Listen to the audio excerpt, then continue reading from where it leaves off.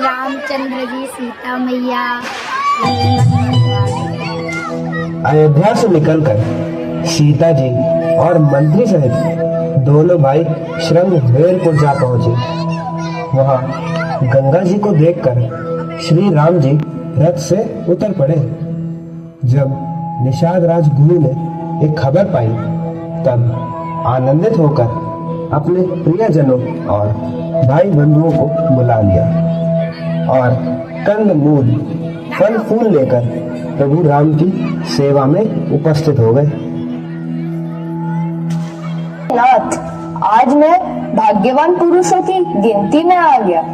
आपके चरण कमल के दर्शन मात्र से मेरा सकल परिवार कुशल हो गया। ये पृथ्वी, धन और घर सब आपका है। मैं तो परिवार सहित आपका सेवक हूँ। हे प्रभु, मेरा आमंत्रण स्वीकार करें और हमारे निवास को अपना माने। हे निषाद राज, पिता की आज्ञा के अनुसार मुझे 14 वर्षों तक मुनियों का भेष धारण करके और मुनियों का आहार करते हुए वन में ही बसना है। मेरे लिए गांव के भीतर निवास करना उचित नहीं है। ये मेरा और मेरे परिजनों का सौभाग्य होगा अगर हमें अपनी सेवा का मौका दें। प्रभु, हम सब आपको अपने समीप पाकर कृतार्थ हो गए हैं। भगवान, हमारी विनती है कि आप हम लोगों को अपने श्री चरणों से दूर ना करें। हे निषाद राज, हम रात्रि में यहीं विश्राम करेंगे। को मनाकर और किसी प्रकार अयोध्या वापस भेजकर श्री राम सीता और लक्ष्मण के साथ गंगा तट पर पहुंच गए और केवट से गंगा पार कराने के लिए कहा, परंतु केवट किसी भी प्रकार से नाव लाने को तैयार नहीं हुआ। मैंने तुम्हारा मरम जान लिया है। तुम्हारे चरण कमलों की धूल के लिए सब लोग कहते हैं कि वह मनुष्य बना देने वाली कोई जड़ी है, जिसके छूते ही पत्थर की शिला सुंदरी स्त्री हो गई। मेरी नाव तो काट की है। अगर आपके चरण कमल के प्रभाव से मेरी नाव भी मुनि की स्त्री की तरह स्त्री बन गई, तो मेरी नाव भी उड़ जाएगी। मैं तो लुट ही जाऊंगा, मेरी रोजी रोटी मारी जाएगी। हे केवट, आप व्यर्थ में ही सशंकित हो रहे हैं। मैं तो इसी नाव से सारे परिवार का पालन पोषण करता हूँ। मुझे कोई और धंधा नहीं आता है। अगर आप अवश्य ही नदी के पार जाना चाहते हैं, तो पहले मुझे आपके चरण कमल धो लेने दीजिए। केवट, तो वही कर जिससे तेरी नाव ना जाए। जल्दी पानी ला और पैर धो ले। देर हो रही है, पार उतार दे। जो आज्ञा प्रभु। केवट श्री रामचंद्र जी की आज्ञा पाकर कठौते में भरकर जल ले आया। अत्यंत आनंद और प्रेम में उमंग के साथ वो भगवान के चरण कमल धोने लगा।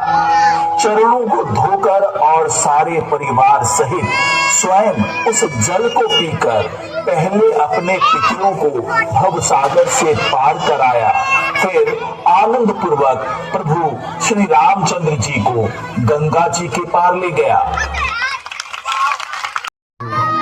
तुलसीदास चंदन जिसे तिलक करे रघुवीर, रघुवीर की लीला तो रघुवीर ही जाने। उधर सुमंत्र अयोध्या पहुंचकर राजा दशरथ से मिलते हैं और प्रभु राम, सीता और लक्ष्मण के वापस न लौटने का समाचार सुनाते हैं। राजा दशरथ पुत्र वियोग नहीं सह पाते और तड़पने लगते हैं और उन्हें श्रवण कुमार के वियोग में तड़पते हुए उसके माता पिता का स्मरण होने लगता है। अगले ही क्षण वो प्राण त्याग देते हैं। हे तात, अच्छा, मैं अब श्रवण कुमार की कथा का मर्म समझ पाया हूँ। हाँ पक्षीराज, राजा दशरथ की पुत्र वियोग में मृत्यु की भविष्यवाणी तो श्रवण कुमार की माता ने ही कर दी थी। आज अपना वही पुराना कर्म राजा दशरथ के सामने आ जाता। पिता की मृत्यु का समाचार सुनकर यहाँ वापस आते हैं, लेकिन वहां पर उनके लिए एक और दुखद समाचार उनकी प्रतीक्षा कर रहा था। जब उन्हें पता चलता है कि किस तरह उनके भाई राम और लक्ष्मण सीता सहित वनवास के लिए चले गए और किस तरह पिता राजा दशरथ ने पुत्र वियोग में तड़प तड़प कर जान दे दी, भरत को ये भी पता चल जाता है कि इस पूरे कांड की व्यूह रचना उनकी माता कैकेयी ने ही की थी। हे पुत्र, तुम्हारे पिता ने इसी जीवन काल में जन्म लेने के संपूर्ण फल पा लिए थे और अंत में वे स्वर्गलोक को चले गए। ऐसे विचार कर शोक छोड़ दो और समाज सहित नगर पर राज करो। यदि तेरी ऐसी ही अत्यंत बुरी इच्छा थी तो तूने जन्मते ही मुझे मार क्यों नहीं डाला?